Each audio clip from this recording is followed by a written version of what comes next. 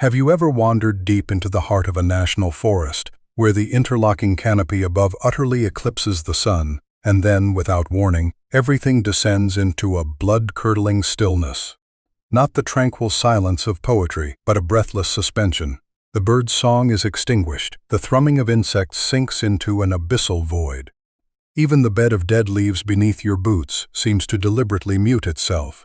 And then, from the very roots of your DNA, an ancient primal alarm begins to chime, whispering a singular truth. You are no longer the apex predator.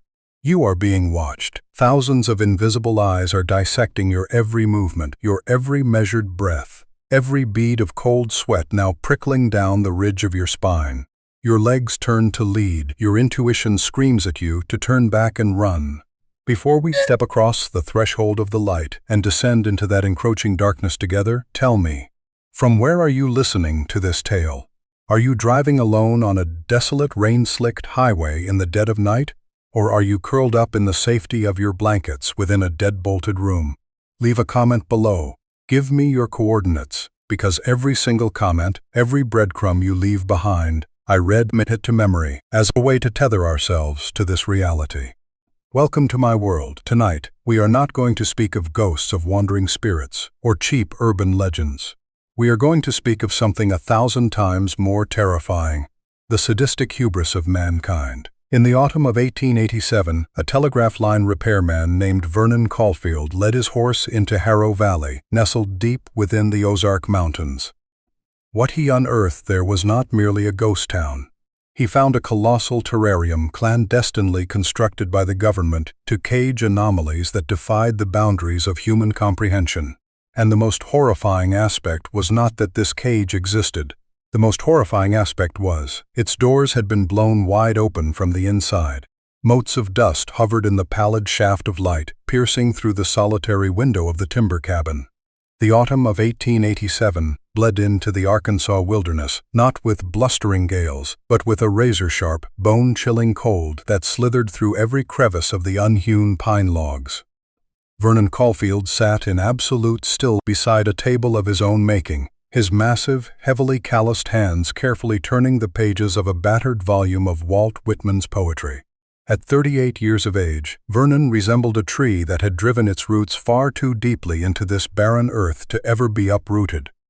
He stood nearly 6'3", his shoulders broad and brutish, the culmination of decades spent hauling spools of copper cable and scaling treacherous, ice-slicked telegraph poles in the teeth of blizzards. His hands were a topographical map of occupational hazards, thread-thin scars slashing across his knuckles, fingernails perpetually stained with the sepia of rust and machine oil. These were hands born to wrestle with stubborn matter, to bridge inanimate telegraph lines so that the voices of humanity might traverse the colossal mountains. The townsfolk of Thorn Grove, situated 3 miles away, oft muttered that Vernon was an eccentric. A walking phantom, he could sit for hours in the local saloon, nurse a single glass of whiskey, and not utter a single syllable before rising to take his leave. His ex-wife in Missouri had abandoned him years ago, suffocated by that very same impenetrable silence. You love the dead quiet of the woods and those stupid machines more than the warmth of another human being, she had screamed before taking her suitcase and walking out the door. Vernon had not stopped her. He knew she was right. Human beings were labyrinthine, demanding, mercurial, and invariably carried agonizing unknown variables. But machines, a circuit possessed only 2 states, open or closed. If a line severed, you located the break, you spliced it back together, and the current resumed its flow. Everything adhered to a law. The logic of physics was the solitary religion at whose altar Vernon Caulfield worshipped. It was the anchor that prevented his mind from drifting into the chasms of uncertainty. Yet, the inviolable laws of the natural world were on the verge of being violently torn asunder, beginning with the frantic staccato rapping on his door just as the sun crested the tree line. Vernon closed his book. He did not flinch. The knocking erupted again, rapid, desperate, underscored by the ragged rasp of heavy breathing. When he pulled the door ajar, Silas Peyton, town's telegraph operator, stood trembling on the threshold. The morning air was so frigid that every exhalation from Silas materialized into plumes of opaque white vapor, yet the man's forehead was drenched in a sickly sheen of sweat. Silas swallowed hard, his throat audibly parched. The man did not even bother to remove his hat in customary greeting. His quivering hand thrust forward a thin slip of pale yellow paper, a wire from Little Rock, direct from the regional supervisor, Marcus Holloway. Vernon looked at the parchment, then leveled his gaze at Silas. It was a rugged 3-mile uphill trek from the town to this cabin. Silas Peyton was a paunchy, indolent, and craven man, a man who would sooner starve than walk for more than 10 minutes. The sheer impossibility of his presence here at 6 in the morning, personally delivering a telegram rather than waiting for Vernon to descend to the town, as was routine, shrieked like an air raid siren tearing through the morning peace. He accepted the paper. The abrasive, coarse texture of the page grated against his thumb. Vernon did not invite Silas inside for coffee, sensing acutely that Silas was already up on his toes, primed to pivot and flee at a second's notice. He cast his eyes downward, reading the distinctly stamped, terse characters that bore the bureaucratic refrigeration typical of railway and telegraph management. Signal loss on Harrow Valley Line. Investigate and repair. Time frame indefinite. Report daily if possible. Urgent. Vernon read it once, his ash-gray eyes tracking over the ink. Then he read it a second time. Something was deeply misaligned. The honed intuition of a mind forged in mechanical logic warned him that this telegram was akin to a fresh coat of paint hurriedly slapped over a rotting foundation. It concealed far more than it revealed. Harrow Valley, Vernon muttered, his voice a low, gravelly rasp, timber grinding against timber. He glanced up at Silas. That line has always held strong. And why time frame indefinite, alongside supplies authorized? The brass at headquarters always penny pinch every spool of copper, every broken pair of pliers. An open-ended requisition for a routine signal dropout. Silas took a step back, his eyes darting erratically over Vernon's shoulder into the pitch-black swath of woods the morning sun had not yet touched. You know that valley, don't you? Priest who in these mountains hasn't heard the whispers? I've heard the drunken drivel of the town fools. Vernon folded the paper, sharply creasing the edges before sliding it into his breast pocket. Some godforsaken mining settlement abandoned before the war. The folks got sick of the poverty and packed up. What of it? Packed up? Silas's voice hitched, pitching upward, thinned out by sheer terror. 50 families walked away in the dead of winter and didn't take a single possession with them? Clothes left hanging on the line, hammers resting on the anvils. My uncle is a master tracker. The old man survived the blizzard of '71. He killed a black bear with his bare hands. But 20 years ago, he accidentally wandered near the edge of that valley. Silas swallowed a heavy gulp of air, his breath shuddering. He said the woods down there. They're dead. No sound, no tracks of bird or beast. He said it felt like something was crushing his ribcage, a profound wrongness that seeped right into his bone marrow. His instincts were screaming at him to turn back immediately, unless he wanted to be erased from the face of this earth. Vernon listened in stony silence. The freezing air seemed to congeal into a solid block between the two men. A man of cogs and reason was now confronted with humanity's most primal terror, the fear of the formless dark. Vernon harbored no belief in ghosts, but he believed inherently in hierarchies. Marcus Holloway was a silk-suited capitalist entrenched in a heated office in Little Rock. He cared nothing for phantoms. He cared only for the uninterrupted flow of information and capital.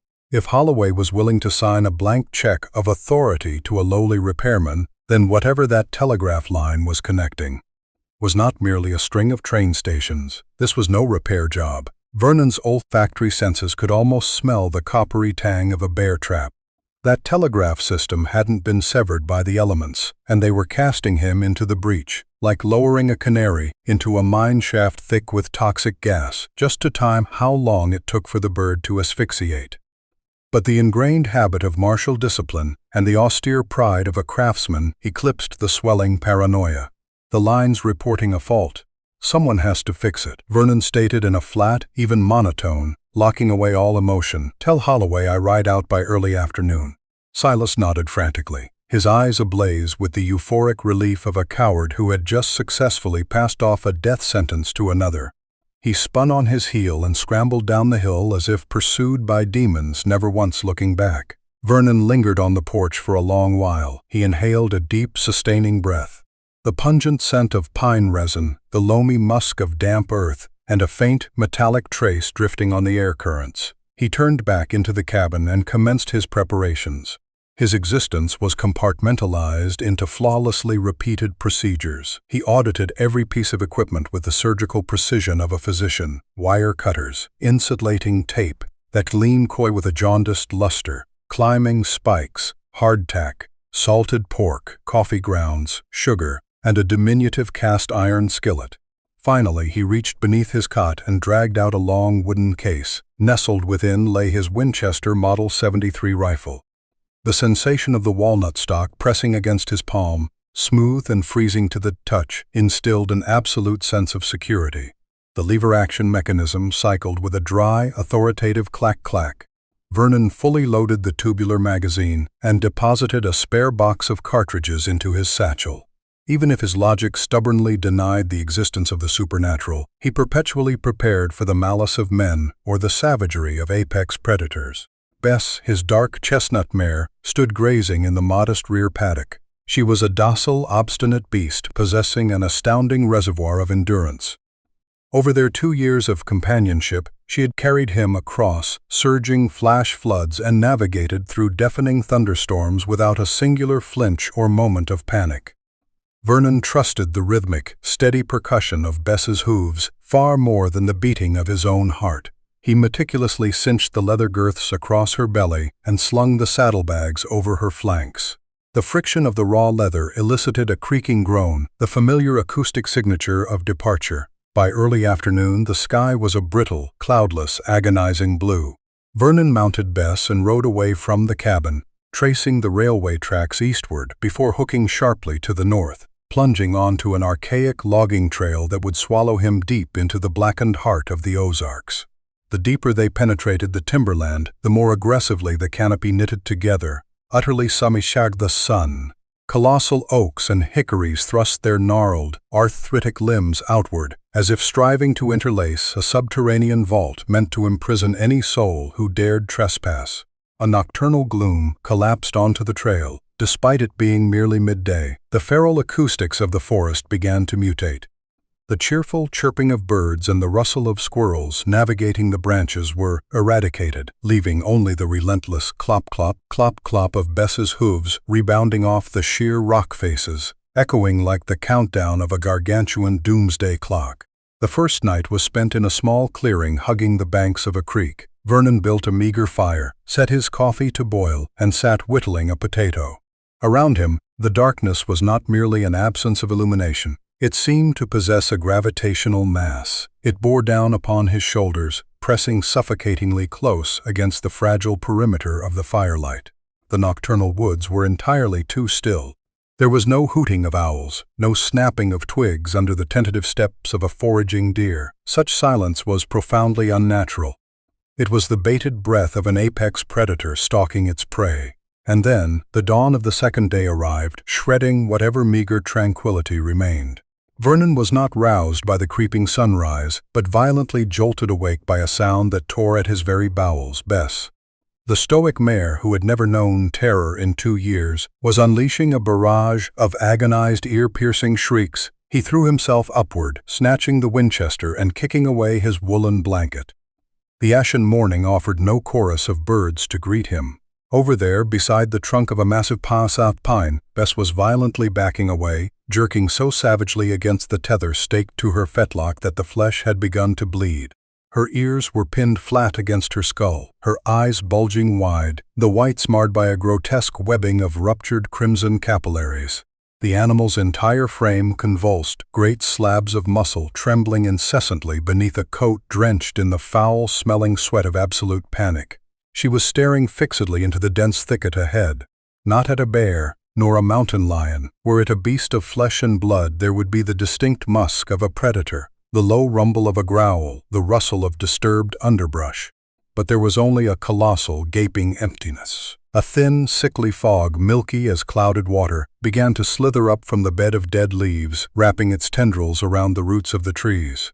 Vernon approached, his hand soothing the violently shuddering neck of the animal. "Shh, easy girl, there's nothing there, I've got you," he murmured, his tone anchored in calm. though a glacial dread was beginning to coil within his own gut. His palm pressed against the mare's hide, registering an apocalyptic terror, a primal survival instinct shrieking for flight. Animals cannot lie. They lack the rich imagination required to conjure phantom terrors. They respond solely to what is tangibly real, and in that precise fraction of a second, as Vernon lifted his chin to stare into the formless void ahead, where the trail plummeted straight down into Harrow Valley, a bitter revelation crystallized in his mind. Silas's stammering warnings were no drunken fairy tales. The bizarre bureaucratic detachment in the government dispatch was no administrative error. That system hadn't dispatched him to mend a frayed wire. They had dispatched him to be a blind pawn, marching directly into a compromised laboratory. And his true directive was not one of repair, but to offer up his own lifeblood as a metric to gauge exactly how far the thing inside had breached its perimeter. Vernon tightened his grip on the rifle stock. There was no retreating now. The chessboard was set, and the solitary pawn had stepped into the fog. The invisible blade of human hubris was now firmly pressed against his jugular. His subsequent footsteps no longer belonged to the realm of the living, and so, with a frigid tightening of the reins, Vernon led Bess across that imperceptible boundary, leaving the familiar warmth of the sun and the world of the living firmly in his wake. The metamorphosis did not occur in the abrupt blink of an eye, but rather, it slithered through his flesh with agonizing sluggishness, like venom slowly conquering a vein. The canopy above seemed to constrict, weaving its gnarled, skeletal branches into a lightless, oppressive vault. The ambient temperature plummeted, not with the crisp bite of an autumnal gale, but with the clammy, viscous chill of a subterranean crypt. That damp cold penetrated his threadbare tweed coat, sinking its fangs directly into the already aching joints of the aging repairman. The most atrocious violation was the sound, or, more accurately, the absolute slaughter of sound. The rhythmic, crisp clop-clop of Bess's hooves, which had always echoed with a comforting cadence, was now strangled by some invisible force the microsecond it struck the earth. The creaking of the saddle leather, the heavy, wet snorting of the mare, all of it felt as though a colossal wad of cotton had been violently packed into his eardrums. Everything became so profoundly muted that Vernon could perceive the thunderous pumping of his own blood through his temples, could hear the visceral, acidic boiling of gastric juices in his cavernous stomach. This silence carried mass. It bore down upon his sternum, forcing his lungs to work twice as hard to draw in a diluted, viscous air that reeked of metallic rust and the festering rot of landslide mud after endless torrential rains. It was not the stench of decomposing life. It was the miasma of something that had never possessed life to begin with. The gloom beneath the foliage began to curdle from a deep, velvety black into a pallid, jaundiced luminescence, the exact sickly hue of a diseased liver. Vernon's internal compass began to violently pitch and yaw. The brain of a technician perpetually starves for empirical accuracy, and to quell the nauseating churn in his gut, he resolved to halt. With gloved hands that betrayed an involuntary, subtle tremor, Vernon reached into his breast pocket and extracted his brass compass. It had been his inseparable talisman for 10 years, an instrument of flawless mechanical integrity that steadfastly pointed north, indifferent to blinding blizzards or the labyrinthine sprawl of the mountains. But as he snapped open the lid, his gaze turned to ice. The needle did not point north. It pointed nowhere. The magnetized sliver was spinning, initially in sluggish, lethargic rotations, but accelerating, faster and faster, until it whipped into a frenzied, maddening blur, like a cornered beast gnawing off its own tail in a blind panic. That rotation was entirely a physical, a grotesque mockery of every electromagnetic law this planet had ever established. Vernon scowled, tapping his thumb aggressively against the glass casing. A gesture born of habit, praying a dose of physical blunt force would jolt the mechanism back into its rightful orbit. But no. The needle continued its maniacal pirouette, as if the localized magnetic field of this territory had been crumpled up and tossed into the abyss. A singular bead of cold sweat drew a freezing line down his spine. Vernon hastily jammed the compass back into his pocket, then slipped a hand into his waistcoat to retrieve his pocket watch. His movements were frantic, steeped in the desperate urgency of a drowning man groping for the final lifebuoy of sanity. He had wound the mainspring at 5 o'clock that morning. He never failed to do so. The tension remained, the gears were obligated to turn, but the face of the watch was paralyzed. Both hands were fossilized at precisely 11:23. There was no ticking, not the most microscopic vibration of brass anatomy. He pressed the crystal tight against his ear, straining to catch a single pulse of mechanical vitality. Silence. The timepiece was not broken, the glass was not shattered, the spring was not snapped. It had simply ceased. The total collapse of physics crashed down upon Vernon's psyche, like a monolithic boulder. The compass and the watch, humanity's ultimate instruments for orienting the self within space and time, had been rendered into useless trinkets.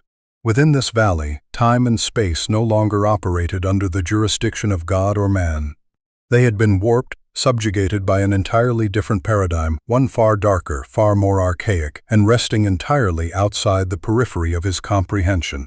Forcing down the calcified lump obstructing his throat, Vernon spurred his horse forward. He no longer required the compass. He was hunting for the remnants of mankind, the breadcrumbs of the labor he was contracted to perform. And then, piercing through the opaque, milky vapor that was now surging to mid-thigh, he saw it, the first telegraph pole.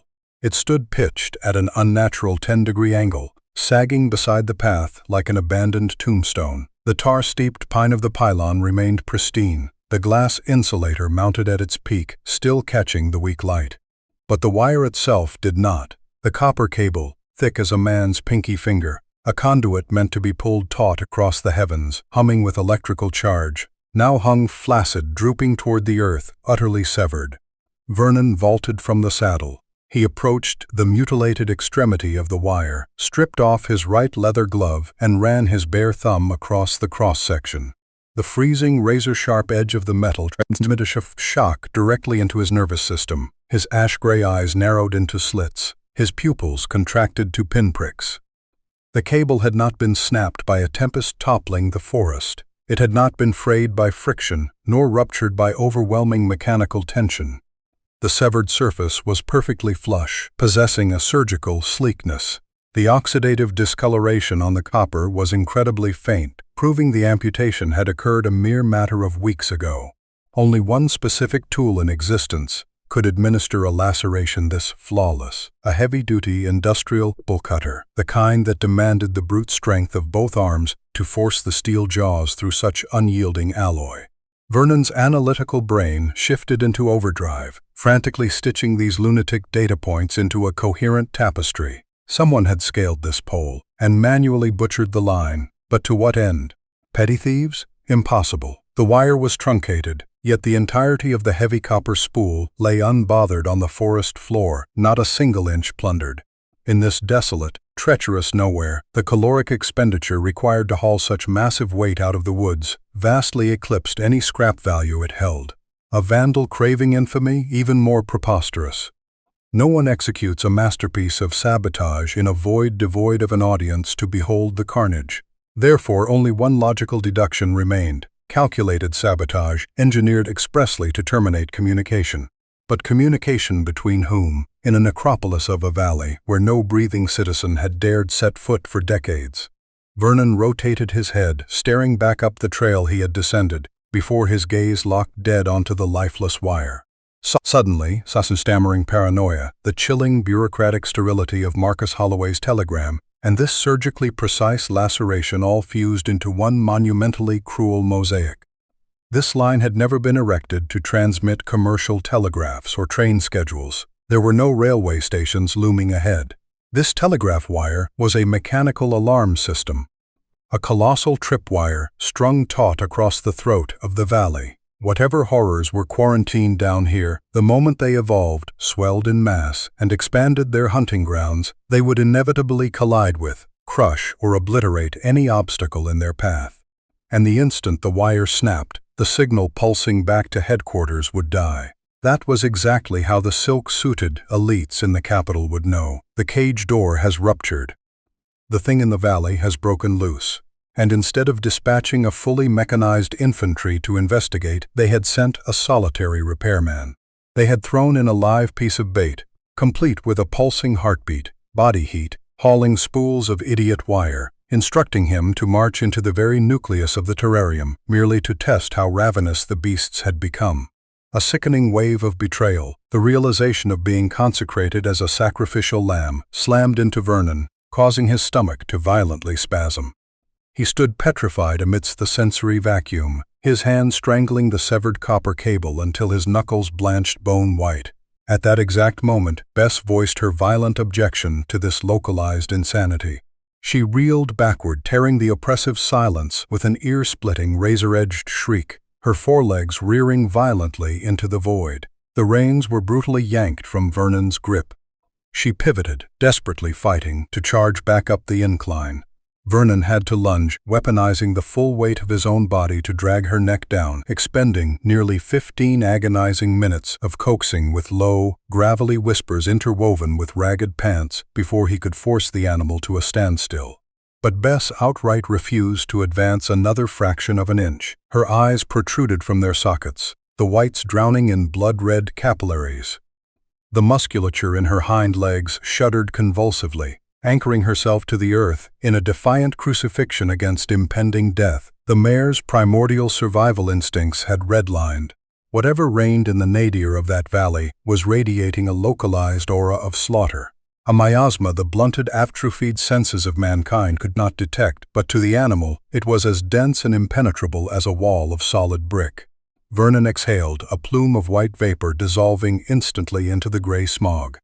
"All right, girl," he whispered, his hand gently patting her mane. "You've done all you can.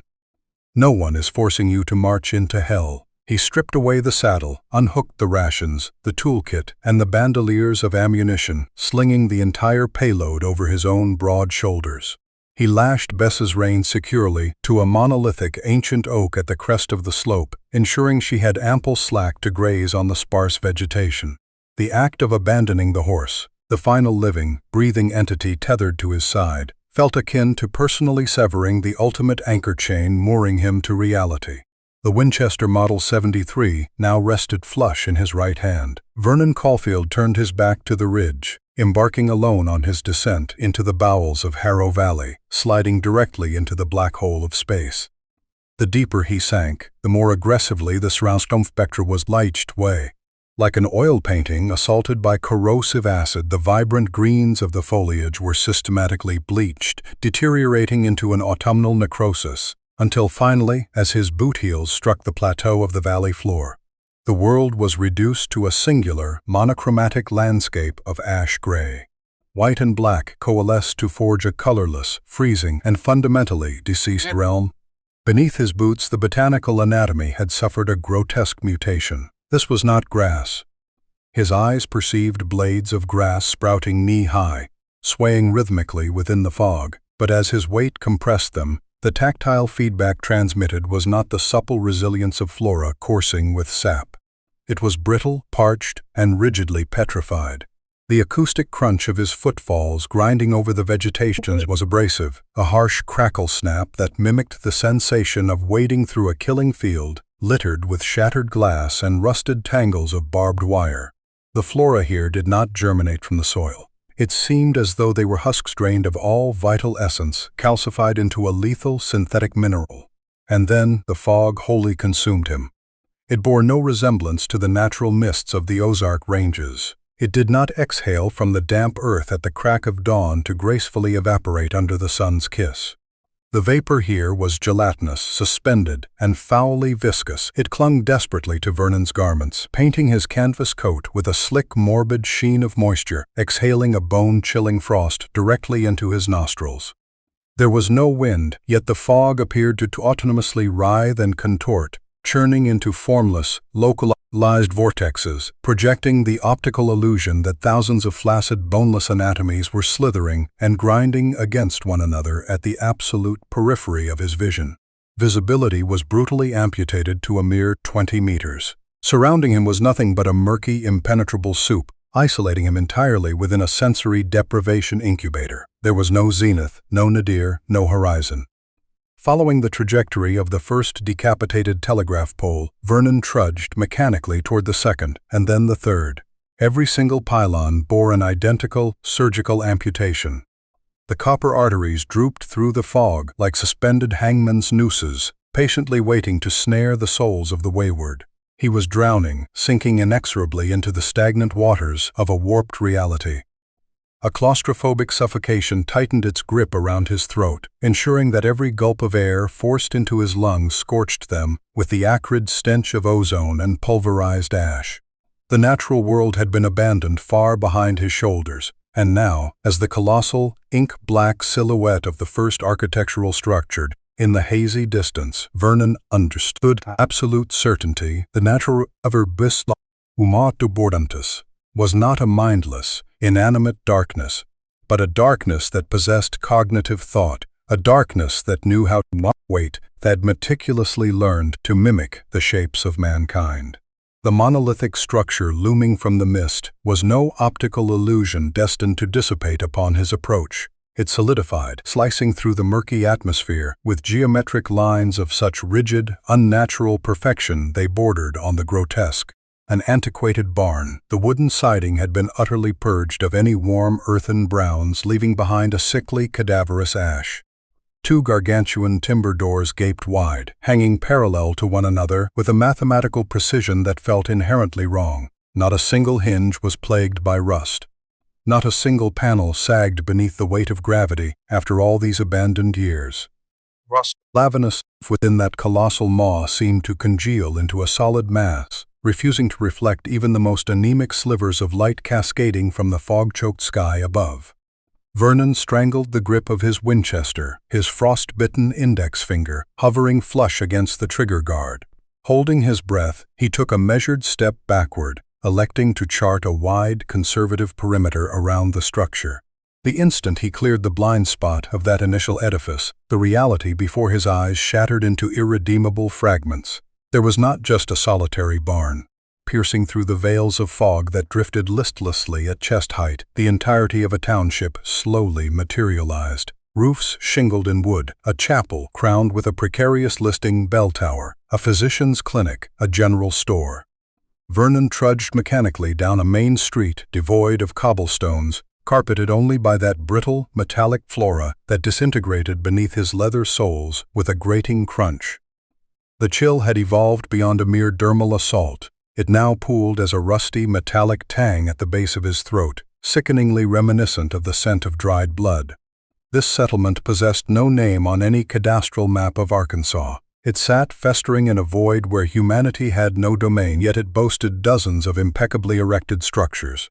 However, a horrific aberration was currently shrieking an alarm within the hyperlogical, mechanical architecture of Vernon's brain. He halted before the porch of a single-story residence. Upon the veranda, a rocking chair was situated with immaculate symmetry, facing the thoroughfare. Adjacent to it hung a clothesline. Vernon approached, extending a stiffened arm to prod a men's dress shirt suspended on the wire. The fabric had not surrendered to rot after decades of abandonment. It was abrasive, rigid as a corpse, as if embalmed in a sheen of chemical resin. Its hues were bled dry, yet the cotton fibers exhibited absolutely no evidence of decomposition by mold or microbe. In the natural cosmos, all matter is shackled to the laws of entropy. Everything must eventually decay and putrefy. But here the rot had been suspended. Or even more terrifyingly, this vegetation and these garments had never been living organisms or the byproducts of living organisms to begin with. They were props. Vernon's intellect began to violently fuse the shards of the puzzle. Why had the government dragged telegraph line straight through the heart of this valley? Why had the aristocrats in Washington authorized an endless reservoir of funding? His gaze swept over a wagon bereft of wheels, a blacksmith's anvil stripped of its hammer, and window frames entirely devoid of glass, functioning merely as cavernous black voids. This was not a township abandoned by citizens fleeing famine. This was a colossal life-size diorama, a counterfeit simulation engineered by human hands. They extracted this town as a grand decoy, much like the primitive tribes on remote archipelagos who whittled wooden airplanes and cleared counterfeit runways in the grass to summon the iron birds of the American military to drop cargo, a cargo cult. The government had weaponized the architecture of humanity as bait to lure something. The nameless entities prowling this valley likely hungered to become human, ravenous to mimic the anatomy and the daily rituals of mankind. The brass had prefabricated a town-shaped terrarium to coax them into congregating in a singular locus, making them effortless to quarantine and study. And that severed telegraph wire. That was the alarm bell ringing the second the lab rats breached their containment. Vernon convulsed with a shudder, his stomach roiling with a violent, nauseating spasm.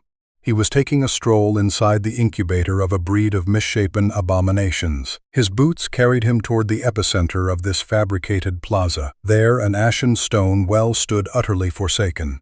Every fiber of his survival instinct shrieked at him to avert his eyes, yet an invisible magnetic compulsion, the fatal, morbid curiosity innate to the human condition, seized him by the neck and dragged his gaze downward. His hands gripped the coarse, frigid stonework. Not a single spore of moss clung to the masonry. Peering into the abyss, Vernon did not behold a reflection of subterranean water, nor did he see the murky, shadowed floor of a dried shaft. What he bore witness to was an absolute absence, an infinite, hyperdense void where photons of light appeared to be instantaneously fractured and swallowed whole. This was no well excavated into the crust of the earth. It was a porous, ragged laceration torn through the very fabric of reality, a drainpipe flushing directly into an alternate dimension. Vernon staggered backward, his equilibrium utterly decimated, feeling as though billions of cells within his own anatomy had just narrowly avoided being vacuumed into that god-forsaken black hole. He spun around in a blind panic, his eyes violently colliding with the most imposing edifice in the settlement. A two-story structure bearing a rotting wooden signboard swinging on its hinges, spelling out faded black lettering that had nearly been erased by time, Harrow Valley Hotel. The main double doors of the establishment were thrown wide open, a cavernous maw awaiting its prey. The accursed telegraph line he was bound to follow slashed directly across the airspace above this very roof. Vernon swallowed a dry lump, the taste of rust in his mouth diluting, usurped by the acrid, bitter bile of his own digestive acids. He ascended the steps leading to the veranda.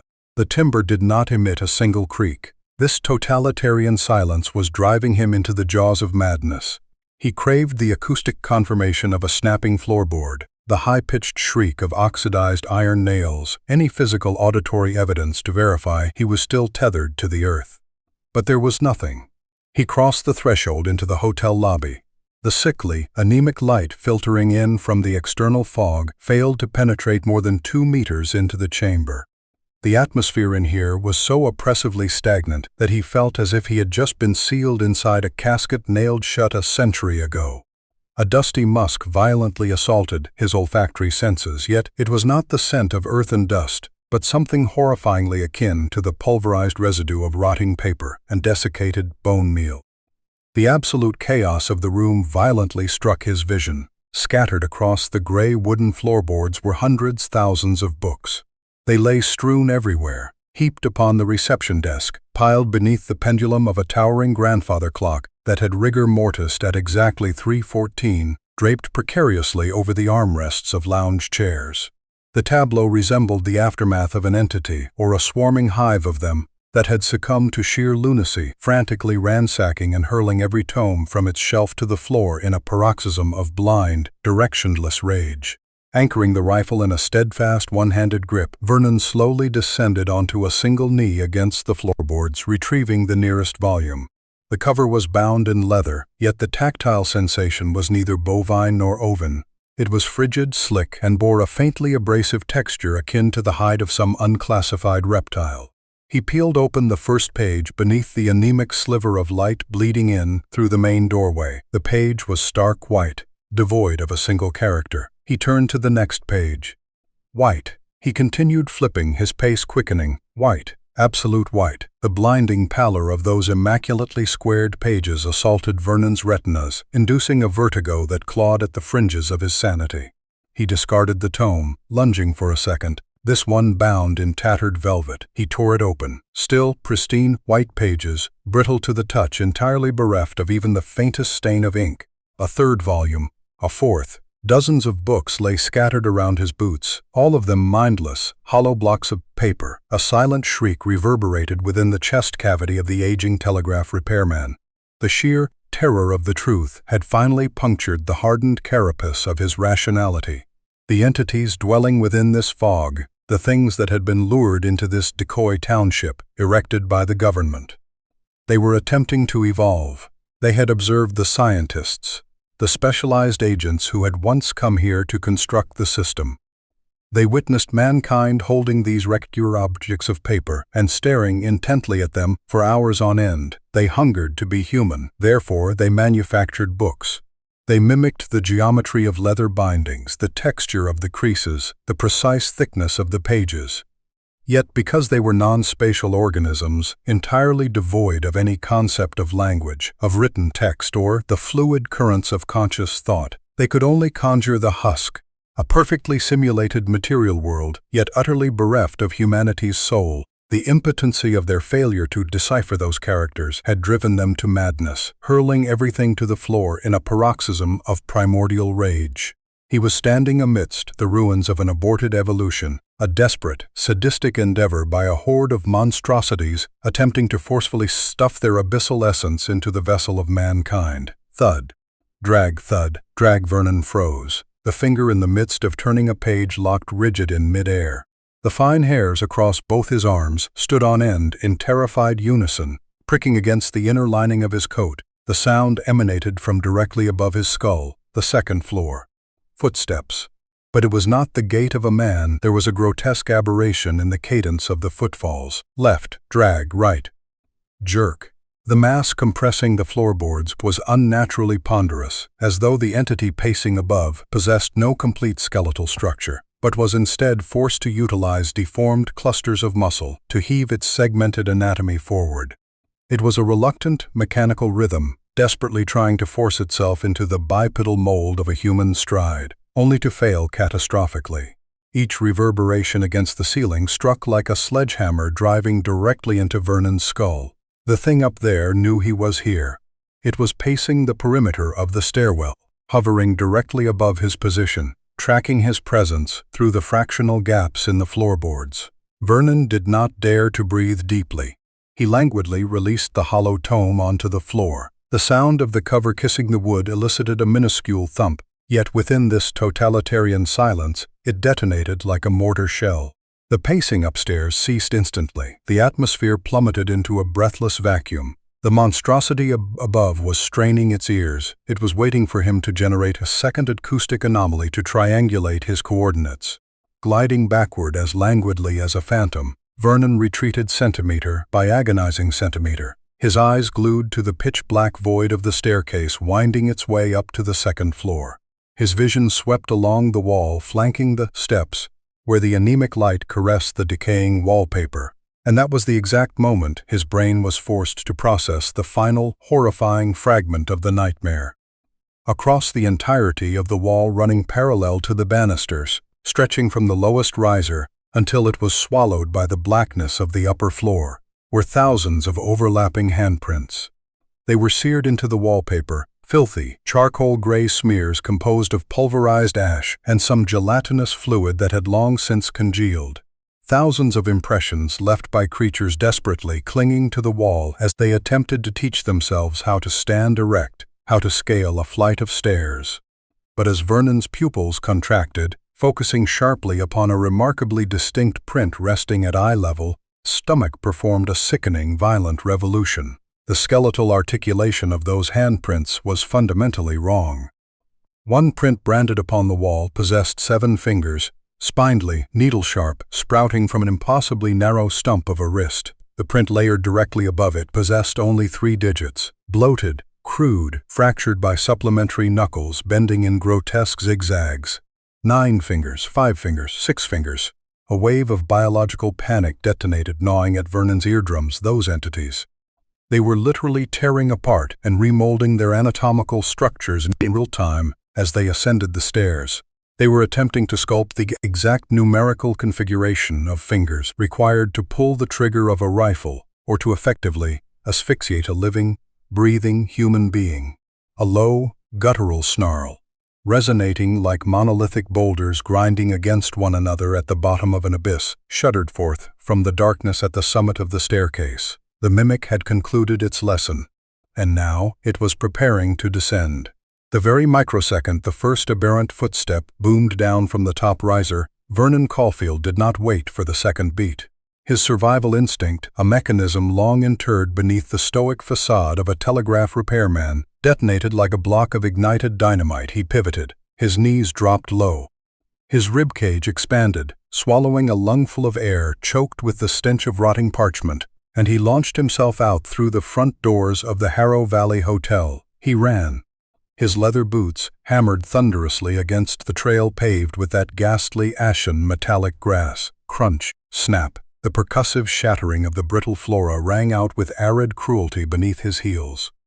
The Winchester Model 73 slammed viciously against his ribs, but he registered no pain. The singular directive reigning supreme within his consciousness was an ancient primal command: run, get out of this counterfeit township. Escape these grotesque mimetic abominations. The fog appeared to possess a sentient malice. No longer drifting in passive lethargy, it violently twisted and contorted, coiling around his ankles like tens of thousands of invisible, viscous, and freezing tentacles. Every gulp of air hissing through his gritted teeth carried the acrid bitterness of sulfur and the nauseating, coppery tang of old blood. Surrounding him, the monochromatic rows of houses blurred past the periphery of his vision: the windowless town hall, the general store harboring barren display stalls, the pitch-black well siphoning all ambient light. All of them seemed to be physically contracting, pressing inward against the main thoroughfare, deliberately strangling his avenue of escape. Behind his back, surging from the gaping, blackened maw of the hotel, there came no roaring of a predatory beast. There was only the sound of footsteps: left, drag, right, jerk. The tempo did not accelerate, yet its acoustic volume magnified exponentially within his eardrums, as if the spatial geometry between predator and prey were being bent, obliterating all physical distance. The lungs of the 38-year-old repairman shrieked for oxygen. His vision smeared, blinded by a cocktail of sweat and freezing condensation. And just as he believed his twin pulmonary sacs were on the verge of rupturing, the ghostly silhouettes of the town violently receded into his wake. The final architectural structure faded, utterly swallowed by the opaque, milky vapor.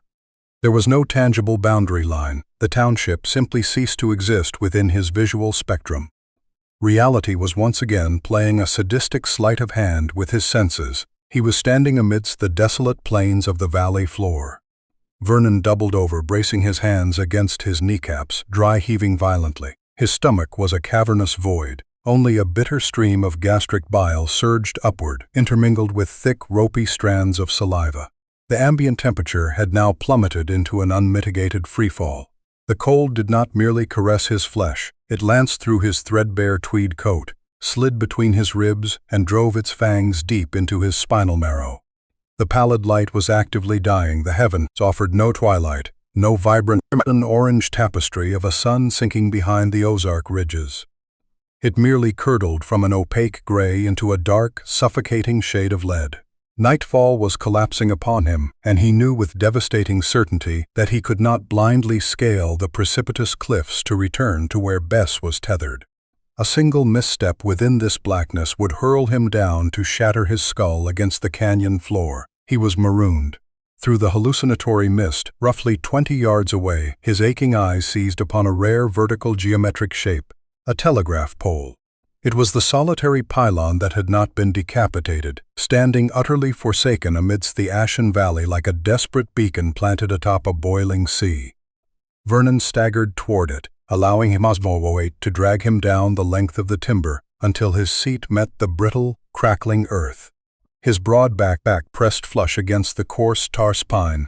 The pungent, acrid stench of the creosote wafted upward, a scent of industrial chemistry, of human civilization, becoming the solitary anchor tethering within him to reality at this very moment. He unhooked a canteen from his belt and took a greedy swallow. The water was glacial, bearing the coppery taint of the tin lining, yet it forcefully shocked him back to lucidity. Absolute darkness crashed down. There was no moon, no stars. The fog began to emit a sickly, phosphorescent luminescence, a diseased glow that outlined grotesque silhouettes against the metallic flora. And then they began to manifest. Initially, they were merely veins of vapor denser than the ambient mist, drifting lazily at the extreme periphery of his vision. But gradually, as the temperature plunged depth so profound that Vernon could witness his own exhalations crystallizing into microscopic shards of ice before his face, those foggy currents began to coalesce.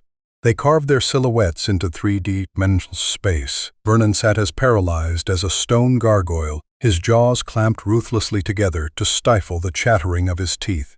He strangled the Winchester in his grip, his thumb having already drawn the hammer back to a fully cocked state. Surrounding him, hovering at distances of 10, then 8, then a mere 5 yards, geometric abominations were prowling. They possessed no fixed anatomy. A shadow materialized to his left, impossibly towering, grossly disproportionate to any human frame, trailing elongated, spindly limbs. By the grace of the phosphorescent underglow, Vernon beheld the articulation of its leg. The joint was inverted, snapping backward like the knee of an avian predator, yet bearing the muscular density of a man. It navigated the terrain devoid of footsteps. Instead, it emitted a grinding, frictional moan, like the sound of raw, butchered meat being dragged across shattered glass. Another entity slithered forth from directly ahead. This specimen donned the approximate guise of a man enveloped in a trench coat, yet its neck was stretched to an absurd, physics-defying length, undulating blindly like the torso of an eyeless serpent.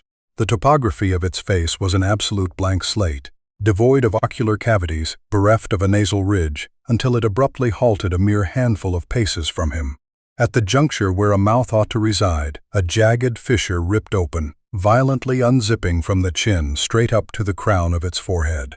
Nestled within that chasm was no tongue, but an infinite spiraling abyss of razor-sharp dentition, perpetually rotating like some archaic infernal meat grinder. They did not lunge to tear him limb from limb.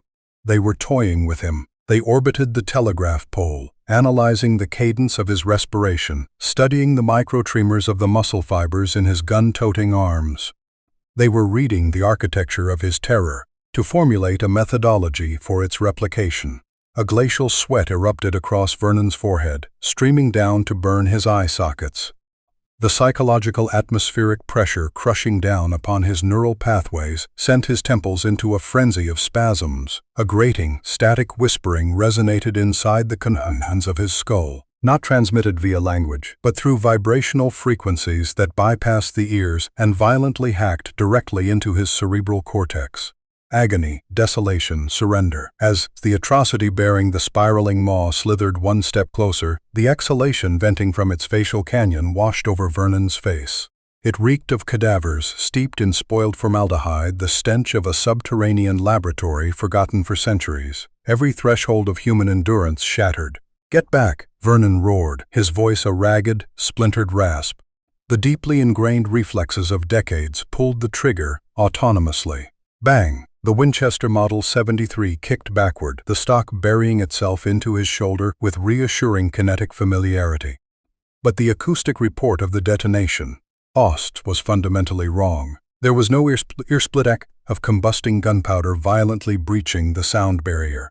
The gelatinous fog had surged forward, unhinging its jaws to completely swallow the acoustic signature of the gunshot, muffling it into a pathetic squashy thwump akin to a man stomping upon a deflated leather bladder. The heavy-caliber lead slug erupted from the muzzle, drilling straight through the upper torso of the entity looming before him. No crimson arterial spray followed. There was no sickening tear of flesh or shattering of bone. The projectile simply phased through it, as if piercing a mere optical illusion, sailing off into the uncharted night and vanishing without birthing a single echo.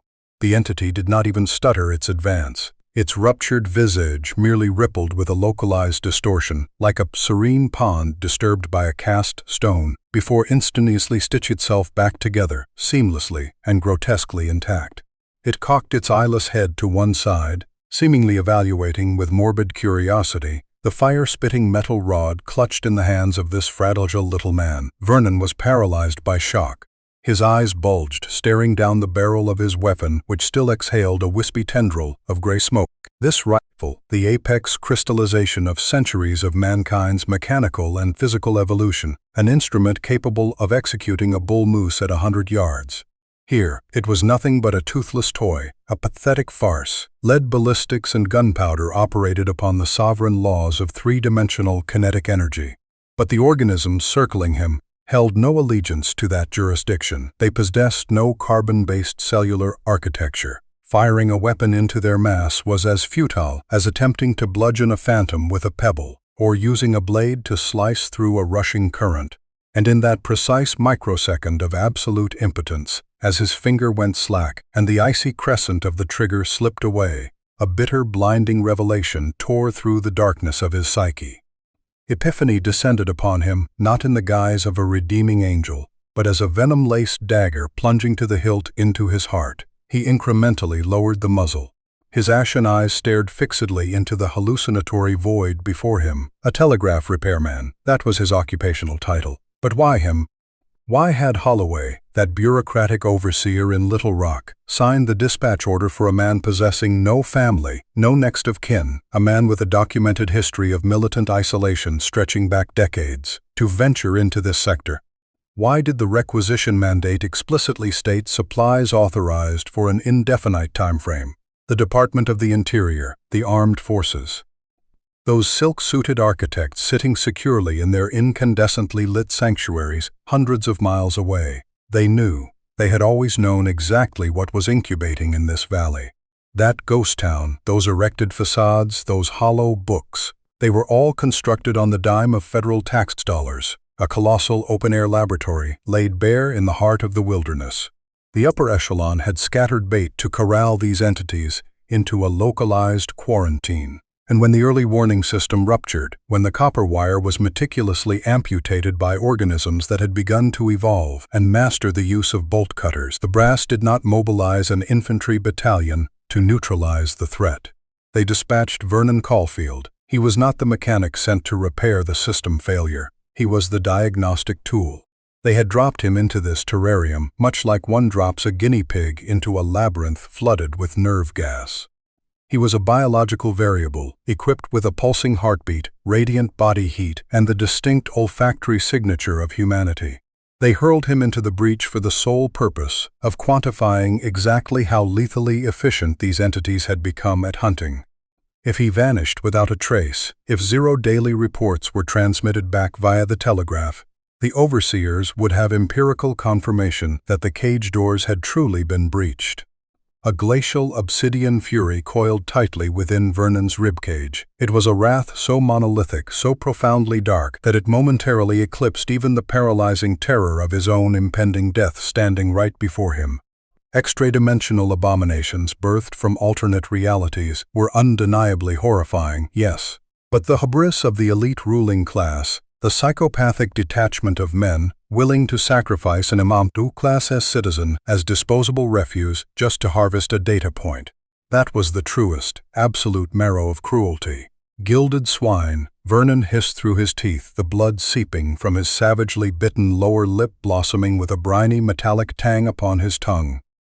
The silhouette harboring the spiral dentition folded its torso downward, the proximity between its abyss and his face now measured merely in inches. The stench of necrosis blasted his eyeballs, burning them fiercely. If I die, they secure their data. He comprehended the rules of engagement. These organisms did not predate by means of physical evisceration. They hunted by way of cognitive assimilation. They were violently coercing him into witnessing their forms, demanding that he intellectually process their grotesque anatomies. If he permitted his cerebral cortex to analyze those inverted joints, if he foolishly sought geometrical logic within those spiraling rings of teeth, his sanity would irrevocably fracture. Comprehension was the very key unlocking the door that would allow them to devour his soul whole. "No," Vernon murmured, his vocal timbre resonating with an uncanny adamantine resolve.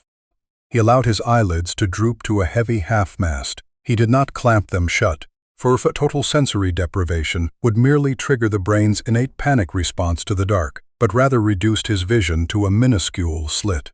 He kept his pupils in a state of perpetual, fluid motion, aggressively refusing to establish focal lock upon any singular anatomical detail of the horrors. He weaponized his own vision, reducing it to a pane of frosted glass. The microsecond a razor-sharp silhouette threatened to sear itself onto his retina. He blinked aggressively and re-anchored his focal point to the opaque, milky sludge of the fog hovering just behind them. The true theater of war was not contested with lead ballistics. It was being waged entirely within the confines of his cranium. It was a savage, attritional tug-of-war between the fatal curiosity of the human condition and the primal instinct to outright reject reality. Hours bled into one another as the relentless cold stripped away layer after layer of his core body temperature. His extremities had long since surrendered to total paralysis, devoid of all sensation. The relentless rustling, the grating cacophony of grinding teeth hammered directly against his eardrums, whispering lethal temptations, pleading with him to pry his eyes wide and behold the magnum opus of universal truth. But he clung tenaciously to his hatred. He drove the mental image of Marcus Holloway's arrogant, impeccably calm visage deep into the meat of his brain like a railroad spike. He forged his righteous indignation into an impenetrable aegis. "I will not permit you bastards the luxury of a finalized casualty report." Vernon Caulfield sat utterly immobilized beneath the base of the forsaken telegraph pole, calcified within an atemporal void, rebuffing every osmotic assault of the darkness, weaponizing his profound revulsion for his fellow man to combat the archdemons of an alternate dimension. The night of shattered protocols protracted into what felt like a sprawling century. And while Vernon's respiration grew increasingly shallow and brittle, his blurred, unfocused gaze never once capitulated to staring directly into the abyss. The blackness was ultimately forced to concede, not out of reverence for the ironclad endurance of an aging repairman, but because the mechanical gears of the physical world stubbornly refused to halt their turning. A sickly, pallid illumination, as ashen and bloated as the flesh of a drowned corpse, began to hemorrhage from the eastern horizon, puncturing the impenetrable membrane of the fog. The mercury crept upward by a negligible fraction, just sufficient to thaw the crystalline frost that had bonded to Vernon's rigid mustache. The deformed entities did not erupt into theatrical shrieks or burst into spectral flames like the villains of some penny dreadful. They simply retreated, diluting into nothingness, sinking back into the receding mists that hugged the crackling metallic grass, vanishing like filthy bathwater being vacuumed down a subterranean drain. But before they were wholly expunged from the physical realm, Vernon could still viscerally perceive the atmospheric pressure of those eyeless glares boring into the nape of his neck, branding him with a shadowy vow. "We are still here. We possess the entirety of this universe's time." He staggered upright, his knee joints detonated with a sickening crackle, locked rigid and radiating a blinding agony, as if a blacksmith had driven iron spikes directly through his cartilage. The hunger had long since bypassed the threshold of mere pangs, mutating into an anesthetic, paralyzing void within his abdomen. His right hand, which had strangled the rifle all night, was now locked in a rigor mortised claw. His digits were chalk white and so profoundly numb that he was forced to utilize his left hand to pry open his own fingers, one by one, just to hoist the Winchester. Without a single microsecond of hesitation, Vernon turned his back on the telegraph pole and aimed his body directly toward the incline that bridged the gap to the world of the living. He abandoned tracking the wire. He utterly neglected his God-forsaken maintenance directive. Every foot was a crucifixion. His eyebrows were drenched in freezing condensation. His leather boots felt as though they were filled with poured concrete, but his consciousness was propelled forward by a frigid, razor-sharp vendetta against the architects who had hurled him into this abattoir. When the silhouette of the first ancient oak tree crowning the ridge finally materialized within his smeared vision, followed shortly by the grazing profile of the mare Bess, a dry, ragged sob tore itself from Vernon's trachea. The mundane, deciduous forest, the distant, rhythmic drumming of a woodpecker, the invitingly warm musk of sawdust and pine resin. These painfully ordinary elements now bore the profound, crushing weight of a holy miracle. Bess lifted her skull, issuing a soft, welcoming nicker. But as Vernon approached and stroked her mane, he was struck by a ruthless revelation. A violent, ceaseless tremor telegraphed from the beast's flesh directly into his palm. Bess's docile brown eyes were still laced with the ruptured crimson capillaries of absolute hysteria. She had smelled the stench of the reaper clinging to his garments. She knew precisely from what hellmouth he had just merged. 3 days later, Vernon Caulfield rode back into the township of Thorn Grove, a walking cadaver swathed in shredded tweed, caked in an unearthly gray ash that fundamentally refused to be brushed away. Silas Peyton, the corpulent telegraph operator, froze in his tracks before the threshold of the post office. The lit cigarette dangling from his lips plummeted to the dirt the instant he met Vernon's ash-gray eyes. Those were no longer the stoic, measured eyes of a master craftsman. They were twin, cavernous black holes overflowing with the shattered debris of a violently lacerated reality. Lines dead. Beyond repair, Vernon uttered in a singular, brutally concise sentence, his vocal cords reduced to a raspy grate mimicking the friction of dry lumber. He shoved Silas aside, marching straight to the terminal to dispatch one final wire back to Little Rock. Addressed Holloway. Harrow Valley Line irreparable. Recommend permanent abandonment. Cease all deployments of personnel. Requesting immediate reassignment. Few hours later, Holloway's retort bled off the ticker tape, a barrage riddled with interrogations, veiled threats of termination, and strident demands for a comprehensive report detailing physical causality.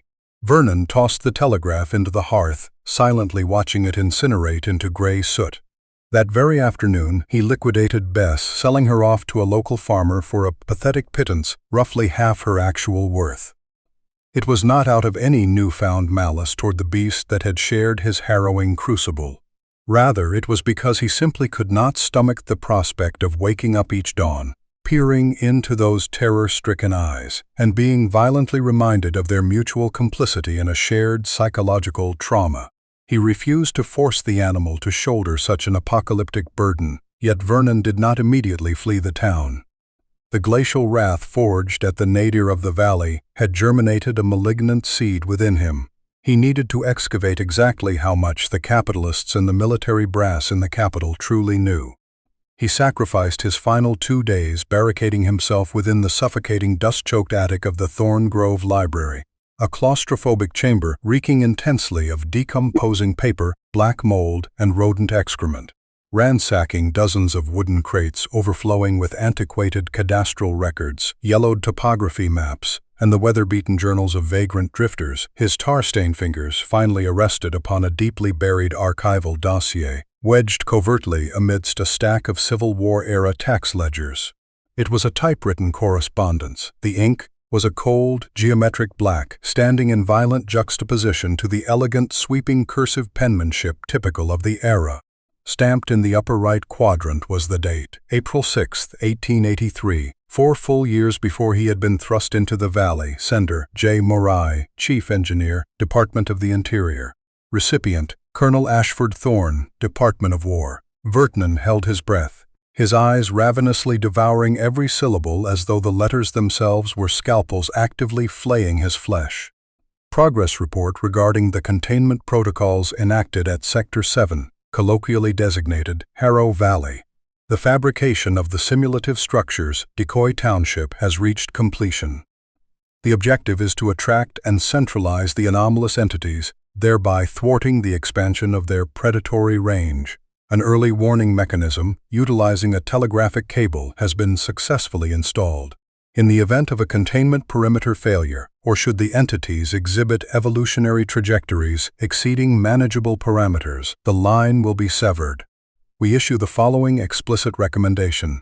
This sector must be classified top secret. Civilian access is to be categorically denied under all circumstances.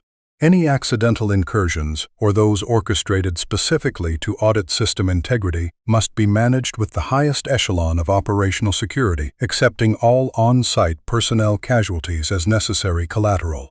The parchment slipped from Vernon's grasp, drifting in a lethargic descent until it kissed the dust-caked floorboards. A profound shudder born, not from the supernatural, but from the sophisticated surgical cruelty of his own species, rippled down his spine. They knew. They had deployed structural engineers to construct a gargantuan open-air terrarium. They lured extra-dimensional organisms into its belly. And when the wire snapped, they coldly drafted a telegram, deploying an unmarried, kinless repairman to serve as necessary collateral to calibrate the threat level of a monstrous hive. Mankind's boundless hubris, the diseased conviction that they could package, label, and assert dominance over anomalies operating entirely outside the laws of physics. That was the very hubris that had birthed this black hole.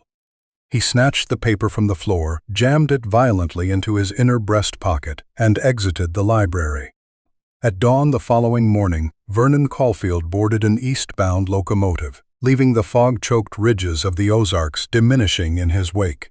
Yet he understood, with dreadful clarity, that there are certain things a man can never truly leave behind. He dropped anchor in St.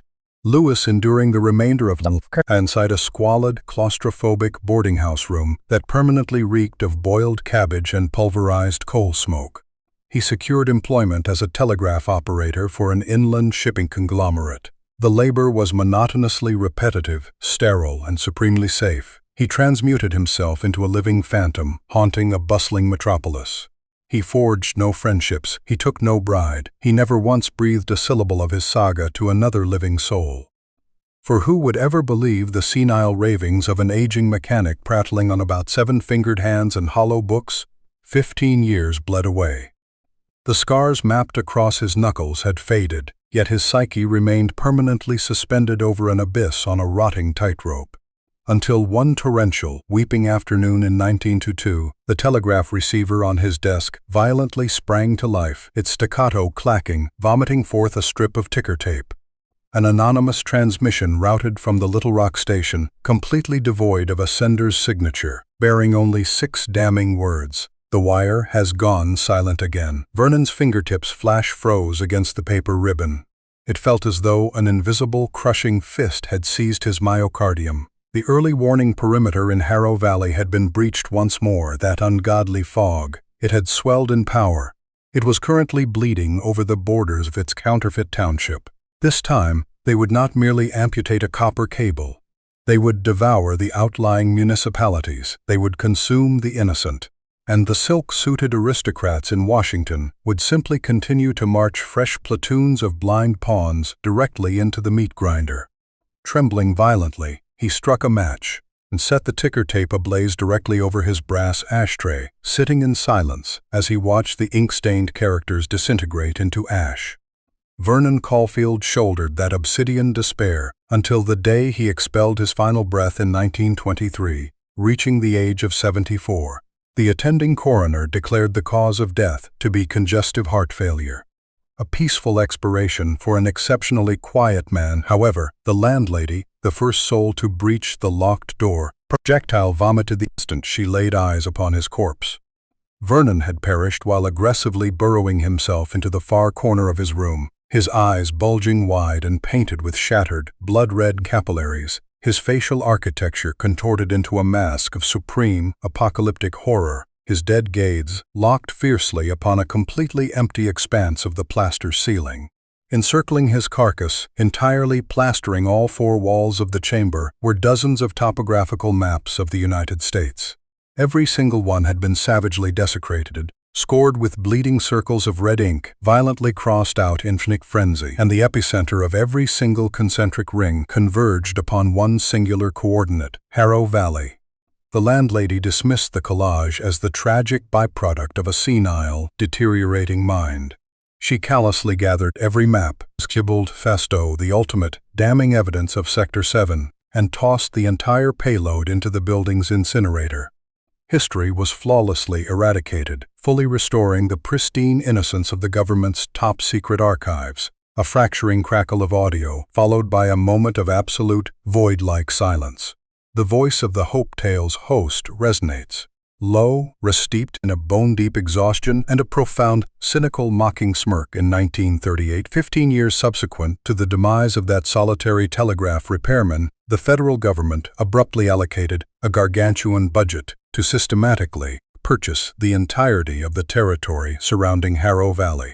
They erected perimeters of barbed wire, planted charmingly painted placards, and officially christened it a protected wilderness sanctuary of the National Park System.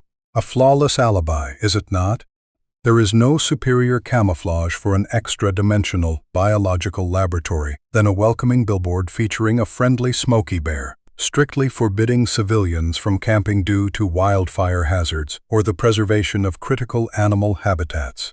except for the minor detail that within those heavily monitored sectors, not a single avian creature dares to sing, not a solitary deer ever ventures near the creeks to drink. The park rangers, stationed to patrol that perimeter, are compensated at triple the standard federal salary, heavily armed with shoot-to-kill directives for any trespasser attempting to breach the fence. And yet, several among their ranks have submitted requests for premature medical discharge, suffering from severe paranoid psychosis, spending every waking hour of the night staring blankly out their windows, counting the shadowy silhouettes pacing back and forth with an arrhythmic, utterly wrong cadence.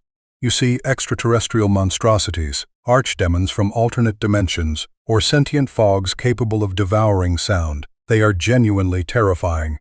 Yet there exists an entity tens of thousands of times more cold-blooded and sadistic. It is the men sitting comfortably within impenetrable safe room Washington, sipping oak-aged wine, utilizing the taxpayer's dime to construct cages designed to imprison abominations they cannot possibly comprehend. And when catastrophe strikes, they are perfectly willing to discard the life of an impoverished, working-class citizen, tossing a human life like a scrap of meat to a rabid dog merely to buy themselves a few precious ticks of the clock. True tragedy is not birthed from the formless dark. It is incubated within the ultimate boundless hubris of absolute power. Every single year, thousands of hikers vanish without a trace within the isolated quadrants of the North American National Park System. The authorities neatly categorize these incidents as disorientations or topographical accidents. But if you possess the morbid tenacity to dig through the buried archives, you will detect the chilling common denominators: K9 tracking units violently refusing to pick up a scent. 0 traces of blood, not a single shredded fiber of clothing ever recovered. It is exactly as if they merely stepped through a laceration in the fabric of space, tumbling blindly down a bottomless stone well located in the heart of some impossible ghost town. Therefore, the question I pose to you tonight is this. Among the millions of acres of forest currently barricaded by the government, cordoned off by restricted area placards out there, how many of those zones do you believe were genuinely established to protect the wildlife from humanity? And how many of them were erected to protect us from the things pacing around with 7-fingered hands behind a veil of fog? Leave your thoughts in the comment section below. In truth, I possess a ravenous desire to read your conspiracy theories, even the most bizarre, inexplicable phenomena you might have encountered while wandering off the beaten trail in the woods. Do not harbor these secrets to yourself, for silence is precisely how we allow history to be buried alive. If tonight's tale from Appalachian Horror Stories has forced you to reconsider the ink-black canopy looming just outside your window with a newfound sense of dread, please hit the like button and do not forget to subscribe to maintain your own vital tether to reality. This world is heavily infested with blind spots across its map, and we shall systematically shine a glaring light into every single one of them, regardless of how unspeakable the abomination that crawls out from within might be. I shall see you in our next tale.